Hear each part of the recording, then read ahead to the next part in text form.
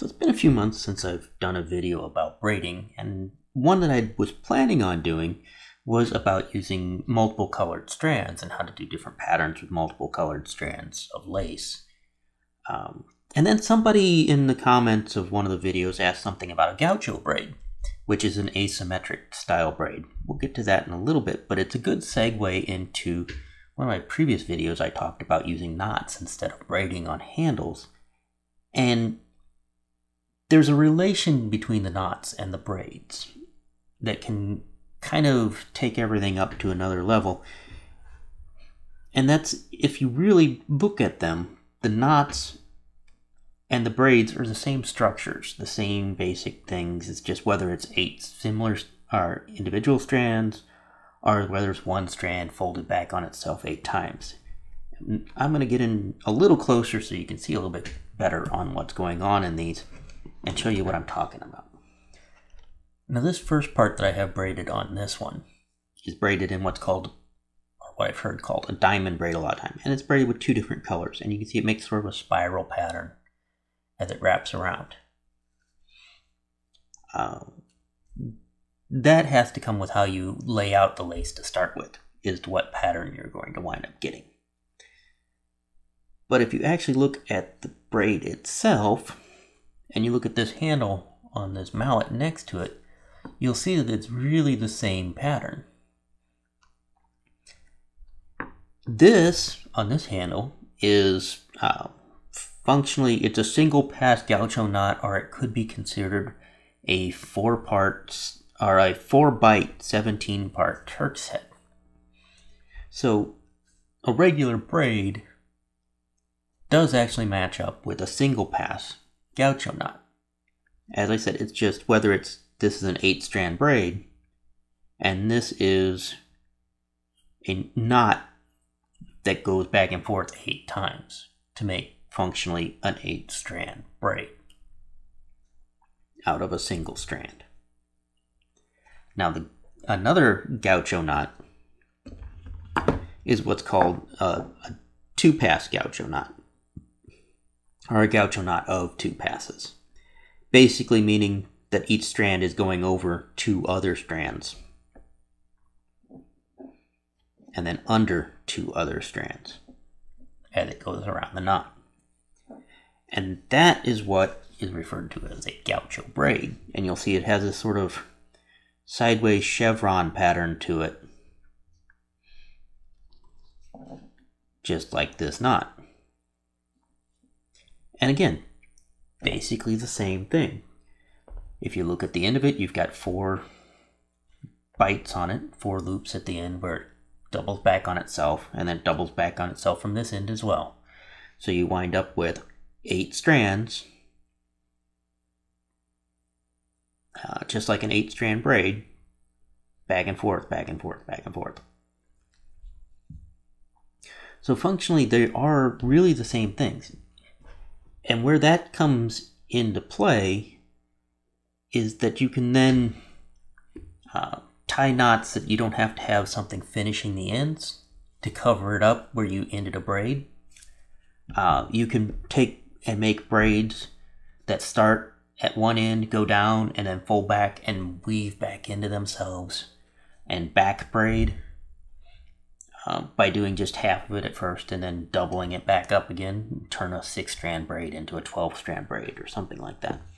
And also, it can make a more complicated way, but a cleaner way to start the braids than to just bind the lace on, which is the simple way, is to just bind it on with some thread, start braiding, and then go back and cover that up somehow, either with a ring knot or a Turk's head or just a leather collar or cuff over top of it.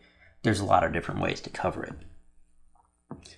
But in this case, I basically started it by folding the strands over just like they would be done if I had tied it as a knot. And now we're going to go into a little bit of that and how to actually do some braids like these with some of this lace that I've cut myself. This is actually scraps of lace from cutting some to put on our Etsy store. We carry 1/2 inch lace that's black and brown lace out of a veg tan leather. And I'm just using some of the scraps from that on these handles. Alright, now I've got everything untangled, unbraided, and we're back to just lace and a wooden handle. And when I talk about bights in knots, when I'm talking about like the 4-bight Turk's head, a bight in a piece of rope, or in this case a piece of leather lace, is just when the lace is folded back on itself. When you fold it in half like this, that's a bight. So we're going to lay it out with bights on the top, and 4 bights is going to make 8 strands to braid.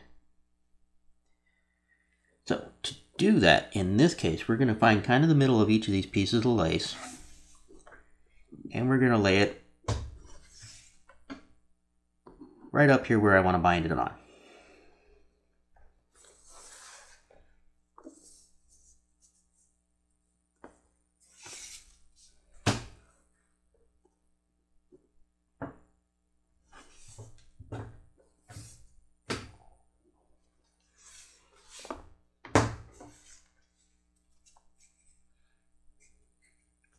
These pieces of lace are about 4 feet long each.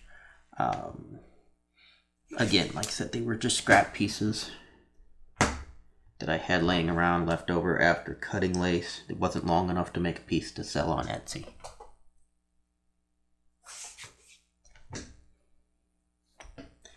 Alright, now I've got all 4 strands here. And now it's time to decide if I want to alternate them or if I want to put them both on the same side. What I just had before that I was showing you when I was talking about it, they were alternated. It was brown, black as it went around, so that the strands would alternate on each side. This time I'm going to put 2 and 2, I think. That's probably better. Put 2 black ones on one side, 2 brown ones on one side, but put them next to each other. But I'm just going to take and bind these on here right now.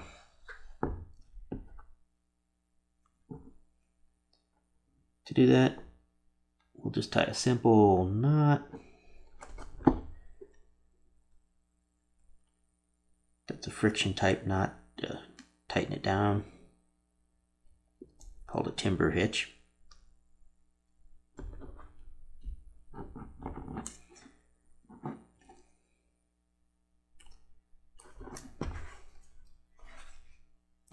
And then running around with a few half hitches to hold it in place.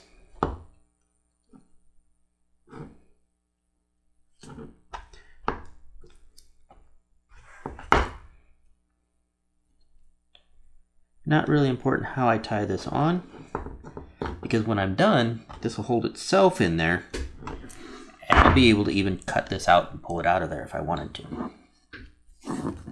So, now then, you can see, instead of having 8 strands hanging down this way the way I need it for braiding, I've got 4 strands up and 4 strands down. So this is where it comes in to change a little bit from laying them out with 8 strands just wrapped on and bound on. To do this, I am going to take each of these strands. I'm going to take each of these strands, I'm going to put it under the one next to it. That's the way to do it. Under the one next to it. Under the one next to it.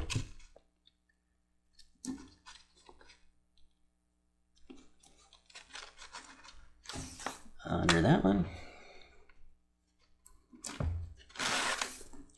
And this last one, you have to pull this up and tuck this under it. I always think of it like how you'd fold a cardboard box shut and fold each of the flaps in around itself to tighten them down. Those are bound on there tight. And like I said, the end of it is functionally the same as the end of one of the knots. Alright, now we just need to divide up our strands as to which directions they are going.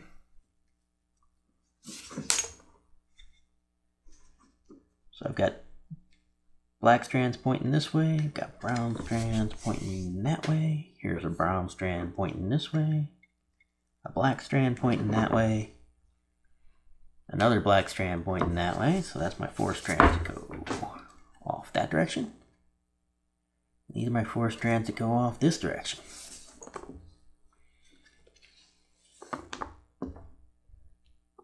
And we're going to wrap that one around there. When you lay them on like this, you have to do a little bit more work to get started. And in that, basically you have to start weaving these. So like this, we're going to lay that back out of the way for now. We're going to keep these 4 strands that go off this direction. This one is already under that one, over this one, it's good. This next one needs to go over this one and under this one. Because now it's under, over, under.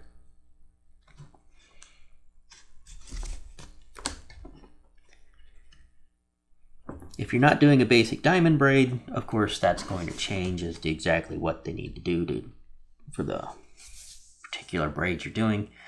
But I'm going to start it off as a diamond braid. I just always find those easier to set up, and I can always change to other braids as I go. So again, we got under, over, under that one, over this one.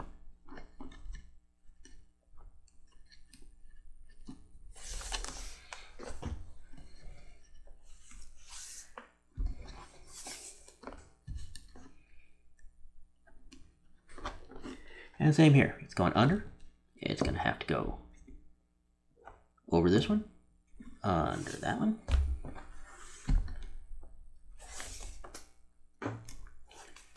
over this one, and under this one.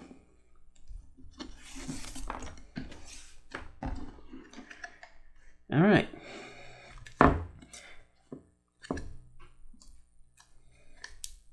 Tighten it all up. Neaten it up a little bit. So we got 4 strands going off this way, 2 black, 2 brown, all neat, woven together, and 4 strands going off this way, all black, 2 brown.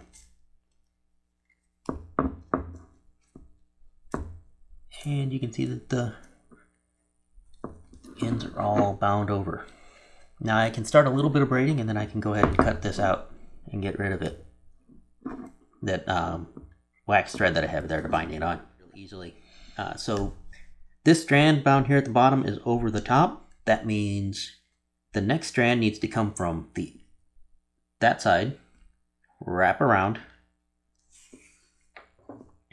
and go under, over, under, over. I'll just run my hand through where the strand needs to be, grab that top strand, and pull it through. And it becomes the bottom strand and goes over top of the one that was there. That's pretty much why I like to start with a diamond braid, because I can just tell by looking at it that, okay, this is where I'm at, so I need to do this. And pull that around.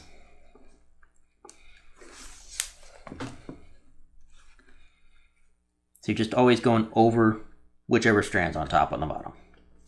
And we'll do a little bit of diamond braid, and then people can see what the difference is. Instead of those spirals that I had in a diamond braid when the strands were alternating on each side, when I had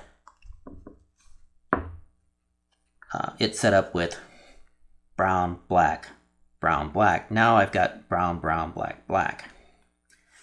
And you can see a bit of a difference in what pattern's going to come up. And then I'm going to do a herringbone braid. We'll see what difference we get in that pattern. I'll probably undo some of that, and then we'll go for the Gaucho braid and see what we get. But anyway, you'll see that with this, we're winding up with these kind of big blotches that have parts that stick off of them. Sort of a houndstooth pattern is what shows up. Like I said, we got a square, and then you got a point sticking off each corner. And like I said, those are going to be black and brown of the same pattern. So like I said, it winds up being a houndstooth. Now we're going to go to the next step, which will be a herringbone braid. A herringbone braid is, instead of going over and under each strand, we're going to go under the first 2 strands, over the second 2 strands. So I'll go ahead and pull that back around and through, and just go over those 2 strands. And it's the same way. You can tell this one's over top, so next one is going to be pulled from the other side around the back and go over top.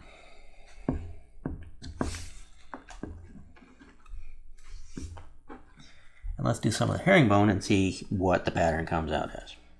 And on the herringbones, when you're doing where the strands are alternated on either side rather than together, like if you did, like I said, alternating the colors instead of putting both the colors right next to each other, you would wind up with a chevron pointing down pattern. And we're basically going to wind up with something similar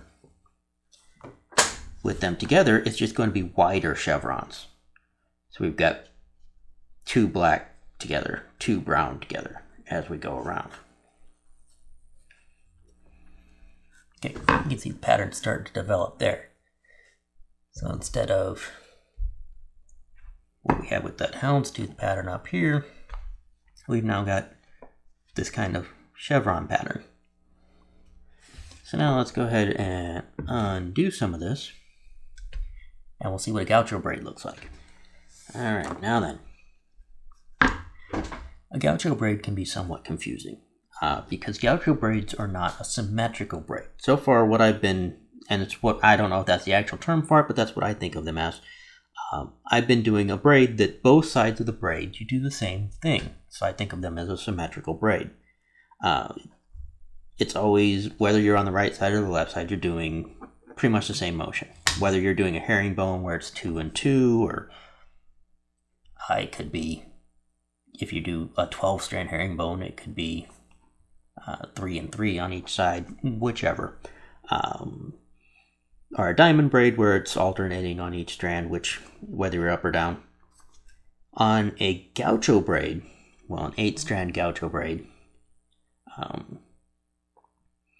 you need to do one side with it's 1, 2, 1, and the other side it's 2 and 2.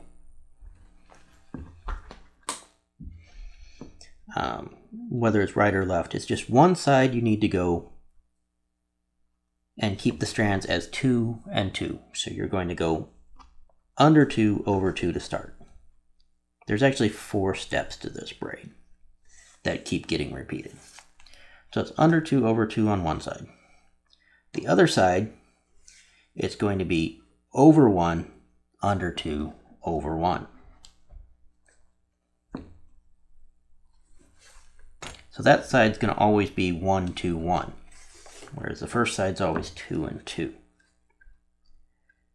So the second pass, the third step, instead of going under and over like you would in a normal herringbone braid, we're going to pull these down and we're going to go over 2 and under 2. Which I always find annoying because it's hard to keep track of where I'm at when the last strand is under rather than over. I always get confused as to which one did I just do. So we're back on this side. This side, remember, is going to be 1, 2, 1. Only again, it's going to be reversed from what you would expect. We're not going to go over that last strand. We're going to go under that last strand.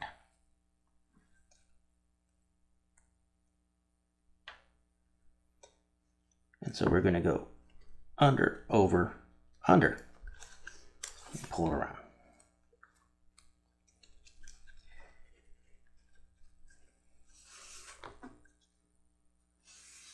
All right, and now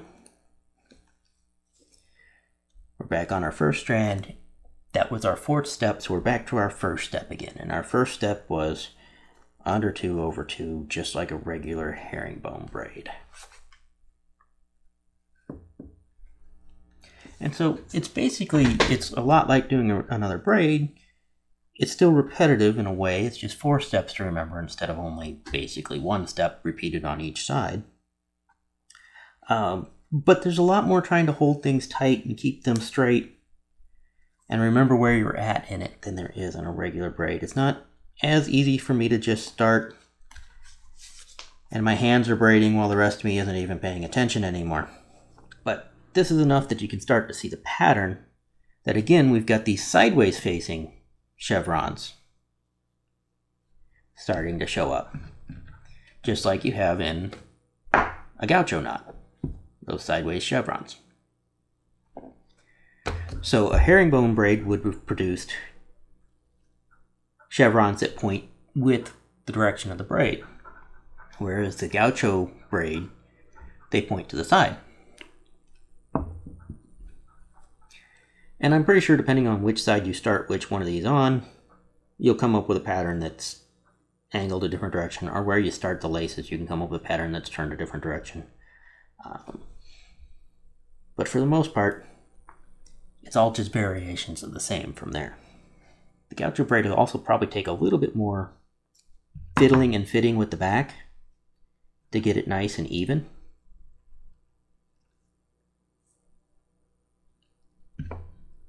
It's just a little harder to keep everything straight.